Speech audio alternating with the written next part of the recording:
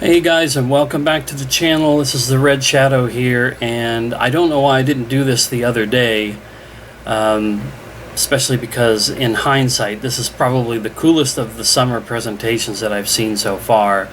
But these are my thoughts on each of the games announced at Limited Run Games summer presentation that they call LRG3 to parody off of E3. But now that E3 is gone, it's kind of a lost reference, I guess you would say. Kind of might go over some people's heads. But anyway, it is their E3 presentation where they show off games that are coming in the future to pre-order through Limited Run Games. I think this is the third or fourth time they've done one of these, or maybe they've done more, but I know I watched last year's and the years before. But this was a really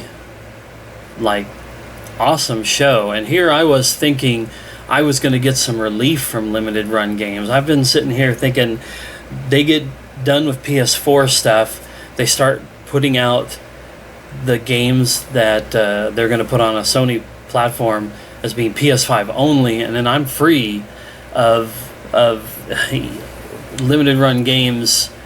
A company that I love, despite the fact that they have a shit ton of problems associated with them. But I wanted to be free of it because I'm not going to buy every game that comes through a company like LRG for PS5 whenever I get a PlayStation 5. PS4 is my big console collection. It's the one that I'm always trying to get new games for. Anytime something comes to Limited Run Games and it's on PS4 and it's an interesting release, I'm all over it. And this show I had hoped would give me some relief on my wallet. It didn't, but I'm not going to say that I'm not still happy and excited.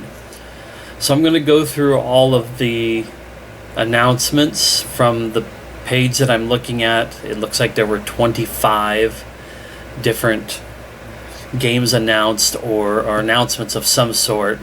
So they started off with a big one, but not an unexpected or a surprise one. The Castlevania Advance collection will be getting a physical release done through Limited Run Games. This is the next package of Castlevania games that Limited Run has done. They did I think it's Castlevania Classics with some of the very, very old, like NES, Super NES era Castlevania games. Then they did the Symphony of the Night and Rondo of Blood one that was called Castlevania Requiem. And then this one is Castlevania Advance. This is because it has... well, of course, this isn't going to give me the direct information. Let me see if I can pull this up.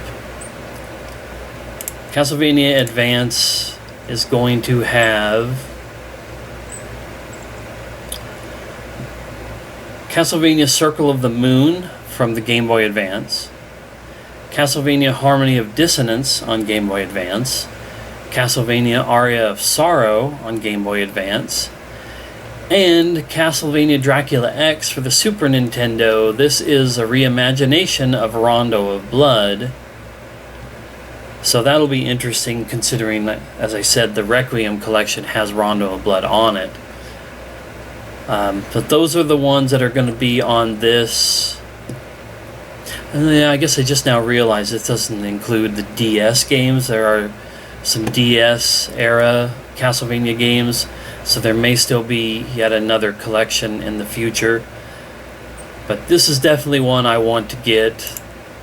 I'm not a hardcore Castlevania fan. I'm more Super Metroid when it comes to the Metroidvania games. I lean towards Super Metroid and Metroid games, but the Castlevania games I want to play so that I get a little bit more context into the history of those. It's a pretty big series from Konami and in gaming in general. The next thing that was shown, and I had assumed this one was going to happen too, It's Rise of the Triad, Ludicrous Edition, getting physical release. I had read earlier this year about this old boomer shooter called Rise of the Triad HD, an older game from that 90s time frame that had gotten an HD version. And as soon as I saw that, I thought that's going to end up coming to physical through limited run, and sure enough, it did. The next thing that came up, I'm going to butcher the name, I'm sure. Kumaju Ramelia Scarlet Symphony. This is an action side-scroller based on the world-famous Toho project. I don't know how to pronounce that. I remember seeing the trailer and I was just sort of whatever, and then it was Switch only, and I said, well, next. I don't care about the Switch exclusives. Then we had the Kyoku Tiger Heli collection. I think this was some sort of shmup or a collection of different games that include some shmups. Excuse me. This is coming to PS4 and Switch, but shmups as a whole, it's not a genre that I really care all that much about. So that one didn't do much for me. Then we had a thing called The Making of Karateka. This is an interactive documentary about one of the first martial arts games ever made. Excuse me. Plus 4 versions of the classic, PS4 and PS5 and Switch. The footage they showed of whatever this Karateka is didn't do much for me. I believe this is some sort of historically relevant early either fighting game or beat 'em up game. I think it's really cool, like with the documentary and all that, but this is another one that I wouldn't feel compelled to put it on my shelf. And the next section that they had was the first overall non-game reveal. It's game related. It's the Teenage Mutant Ninja Turtles soundtrack selection. Over the next several months, from July through March of 2024, they're going to be putting out full soundtracks for several Teenage Mutant Ninja Turtle games going way back. It appears that these will all be coming to CD, cassette tape, or vinyl. It's hard to think of the fact that CD and cassette tape are the odd media forms there, because vinyl is so big nowadays. Cassettes have been gone for a while, but it's kind of a new retro thing to put stuff on cassette nowadays. And CD feels like it's barely holding on, but CDs are all that I'm interested in. I was entertaining this, but this is 9 different soundtracks over the course of the next 9 months.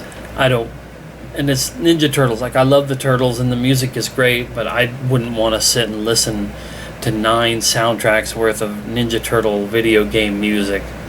So that one is a no-go for me. Now the next one would have been awesome if it wasn't a Switch exclusive. It's Roller Coaster Tycoon 3 Complete Edition, getting a Switch physical. The Roller Coaster Tycoon games and a lot of these sim-style games have always intrigued me, and I always want to get one and then play around with it. And then usually, if I do, my time with them doesn't last very long. But it's still a really cool idea. It's just, let's pull the third Roller Coaster Tycoon game, put it physically on the Switch. It's an older game. It may be the best of the series, and that's why they picked the third for this, but it is what it is. Then the next thing was exciting, but it was also a Switch exclusive. So now I'm going to probably try to track this down on PS3 or 360. But it's El Shaddai Ascension of the Metatron. And this is an HD release of the PS3 360 era game. But like I said, coming to Switch only. I don't know why they wouldn't put it on PlayStation and even Xbox. But like I said, that's probably something I'm going to track down in the near future for PS3 or 360. Then we had a game called Dungeons of Aether, and it's some sort of a dungeon crawler game. I believe this is also just a Switch only, but the game genre doesn't do anything for me as well. And then the next thing that came up I thought was pretty cool, even though this is also coming to a console I don't own and wouldn't be able to access. But I have been buying as many of the Shantae games as I can. And there's going to be Shantae Risky Revolution. Also on the screen it says Shantae Advance, because it is a Game Boy Advance Shantae game that was in the works years ago and never got completed. And now it is being completed and released in whenever it'll be. I'm sure, I don't think that it's 2023, either later this year or next year. But it will be offered through Limited Run Games on a Game Boy Advance cartridge only. So I'm sad that it's not getting brought to PlayStation. I would love to put it on the shelf next to the other couple Shantaes that I have. But it's very, very awesome that an old game like that, anytime an old game like that is coming back, that's really cool. A lot of talk lately here about the game preservation issue, and I was thinking about maybe doing like a gaming vlog talking a little bit about that. But this is cool. This is one small step towards sort of making sure that games get, brought back from the dead or resurrected from old consoles that you can't really access them on anymore. So I'm all for that. Then the next thing that came up was of interest to me. It's Chicory: A Colorful Tale. This is an indie game from last year or the year before. I thought it looked really neat. I follow some folks who had good things to say about it, but it was a digital-only game, and I tend to wait a while for me to be able to say, okay, for sure, this isn't coming out on physical. And this was one of those that I wanted to play, but I was going to wait, and thankfully it's going to pay off. We'll get that PS5, PS4, and Switch in the future. Then the next thing that they talked about is one of the only things that is actually currently available from them. This is called Odin Cat's Paradise Collection.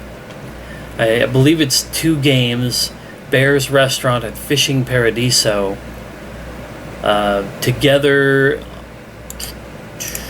on... I don't know, that was weird.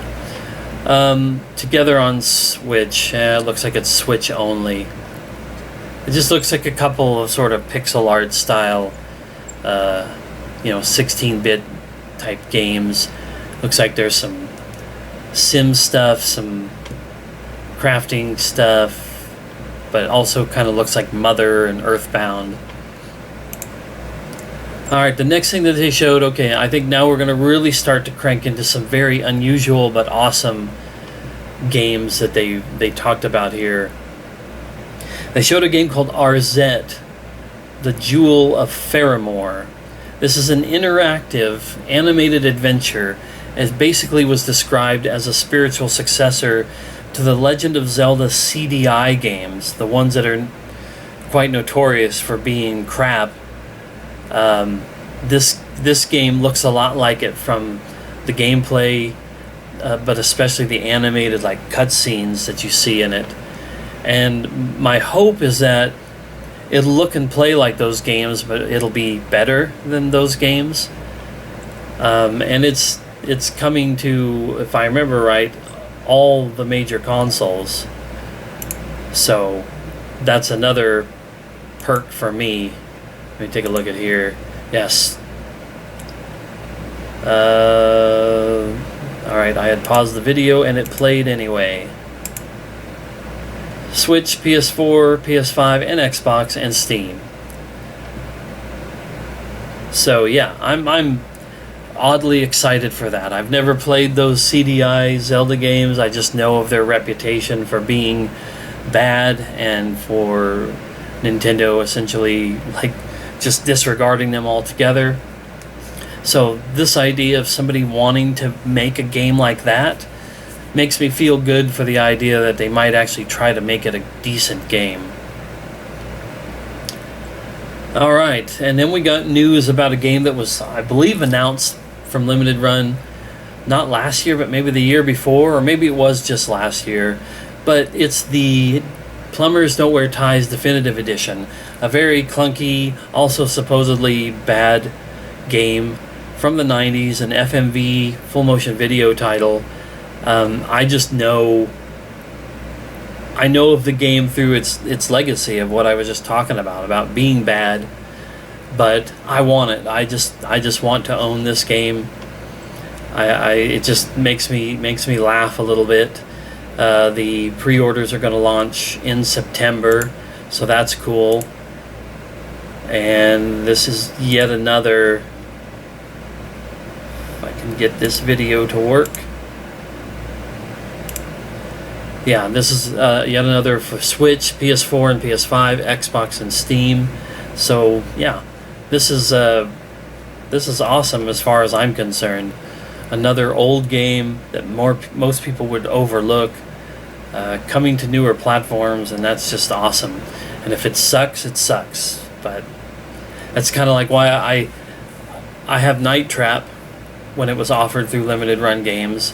And I don't even want to try to play it because I just feel like it would be incredibly hard to figure out what the gameplay is like, and to make it work.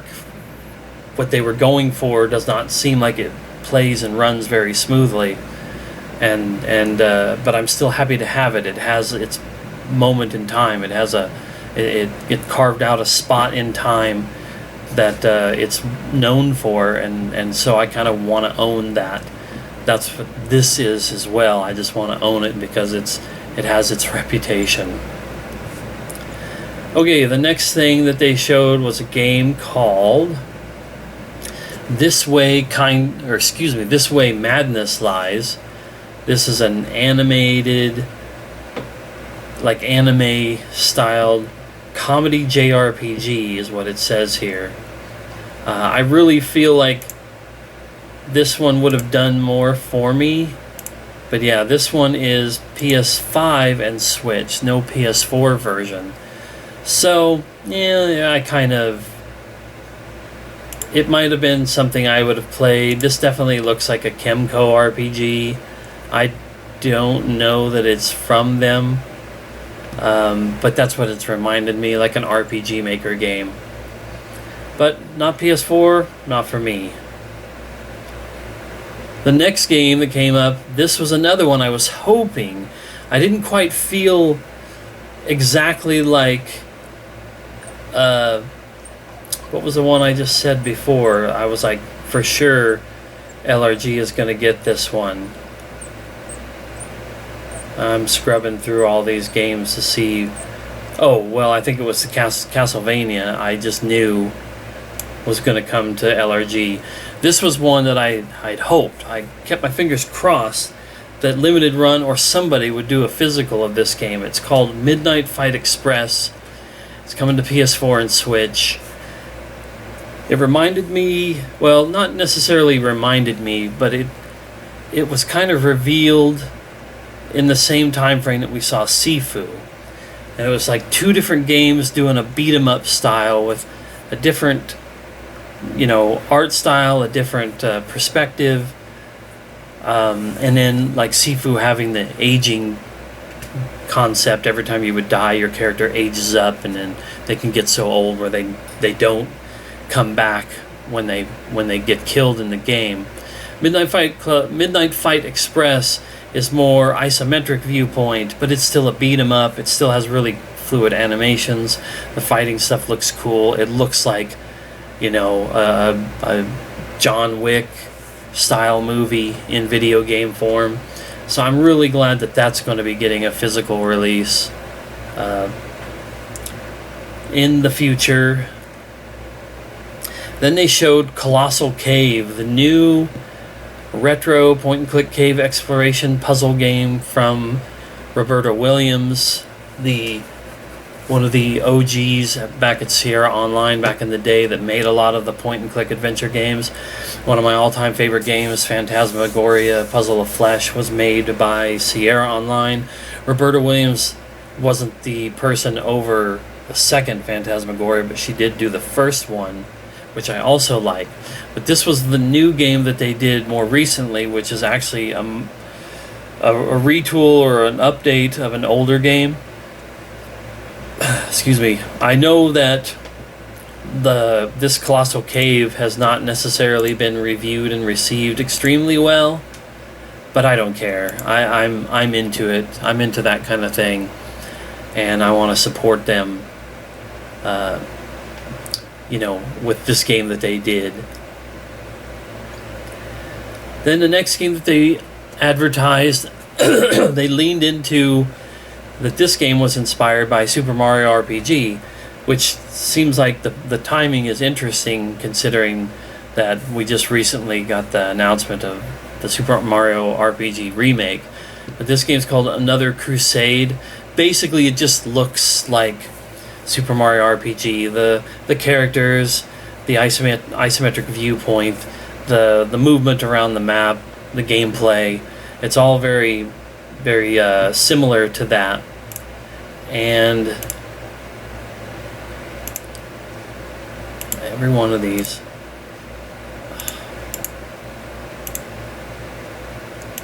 This one is Switch, PS5, and Xbox, so not one I'll be grabbing for the collection, but I definitely think it looks like it could be a good time. And could be the kind of thing where I get it digitally down the road if it ends up with good reviews.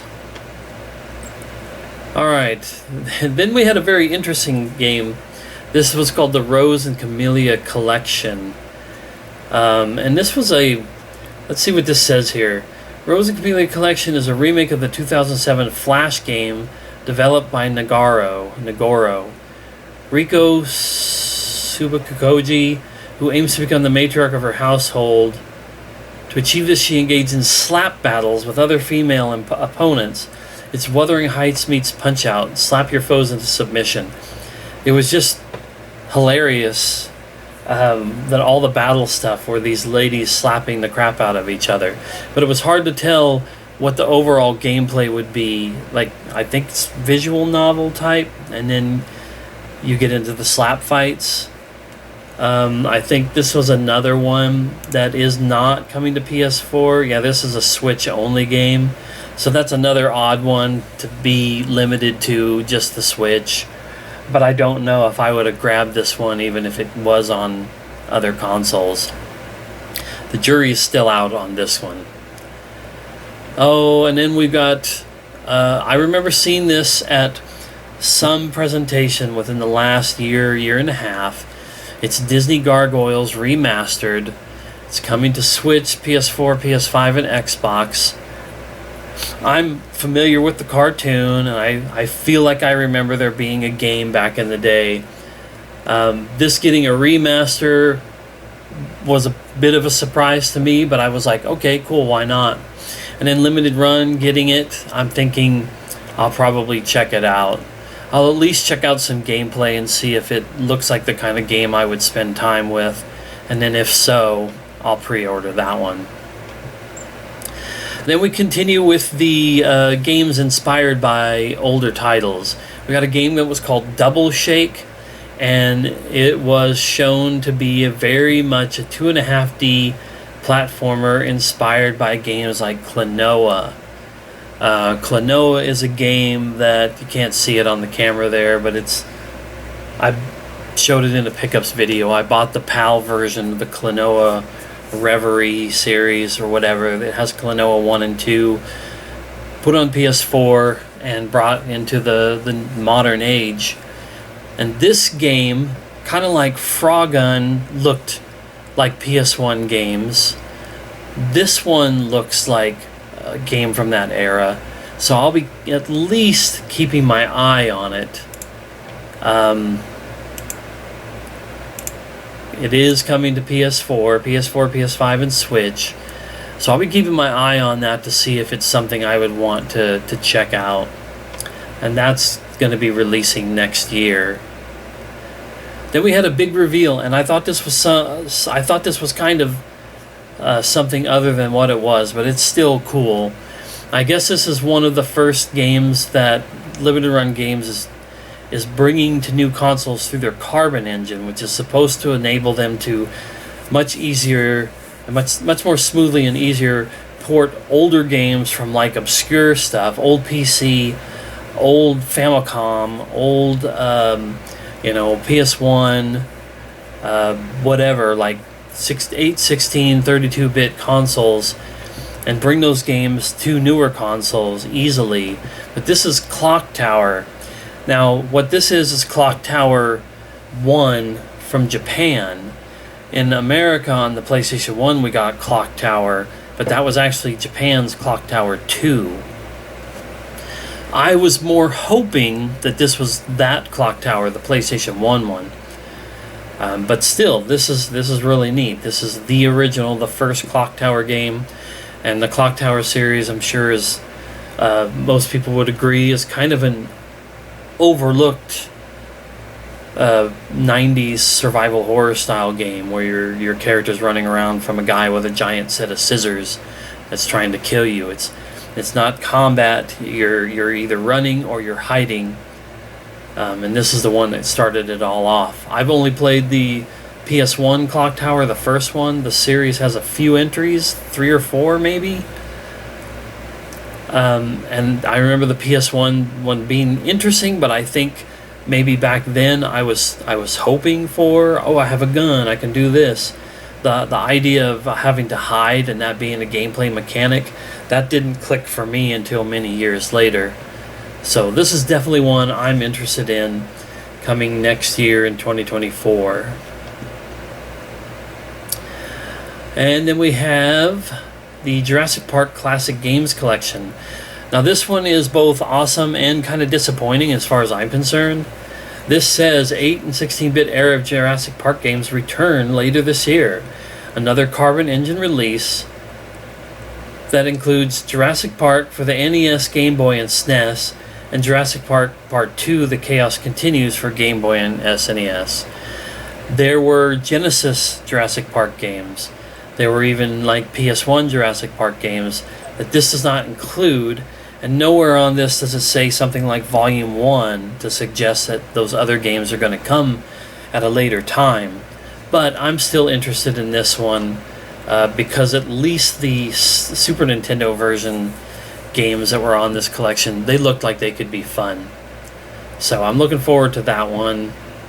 And then another big one here, I just mentioned Klonoa a bit ago. For me, there was Klonoa and there was Tomba as these two that I missed, and their games are kind of pricey nowadays, and I really wanted to be able to play them. Well, the Klonoa collection came along, and now that's covered for me. But LRG, Limited Run, and the Carbon engine are bringing Tomba. Just the first one, unfortunately. There is a sequel, but that's a PS2 game, so that might be a different story when it comes to the Carbon engine.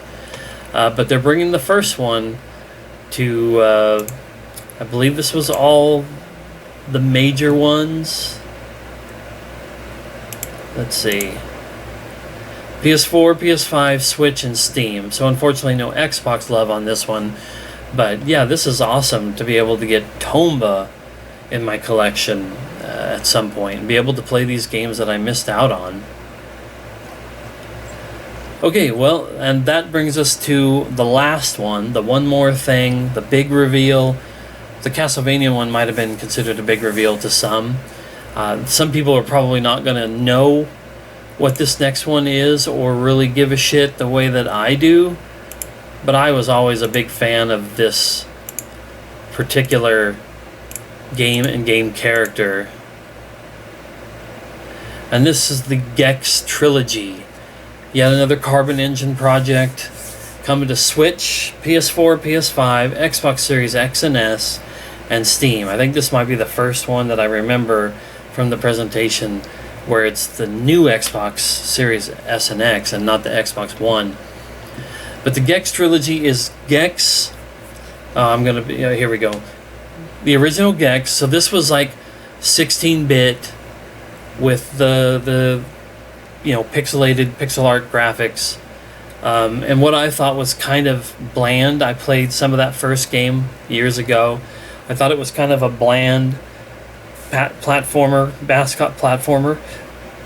But it wasn't until the second and third games, Gex Enter the Gecko and Gex 3 Deep Cover Gecko, that the Gex, they went into the 3D space. So they looked like Spyro and Crash Bandicoot. Excuse me. And they got Dana Gould. I don't know if he did the voice of Gex in the first game, but in the second and third game for sure, it's comedian Dana Gould, who, that's probably a way back reference for some. But he does an amazing job as the voice of Gex. He's snarky. He's got, a lot of... I don't know if I don't think it's dark humor, black humor. Just I don't even know. I don't know why I'm getting locked up on how to describe it. It's sort of 90s humor. So maybe it's a little gross out. Maybe it's a little edgy. Maybe it's a little dark. Maybe it's a little sarcastic. But I thought it was hilarious. And the game, those second and third games are loaded with so many pop culture references of the time that, I can't get over just how much stuff in that game. When I go to play this, when it comes out, I'm going to be like, there's all of those movies and songs and game references that I remember from that time frame. I can't show it because I don't do editing type stuff, but there's at least a picture, and it may have been the cover of one of the versions of one of the Gex games, where Gex is dressed up like Stone Cold Steve Austin with 316 vest. It's just really awesome nostalgia bait for someone like me. Now, I own the second and third game on the PS1. I don't have the first game.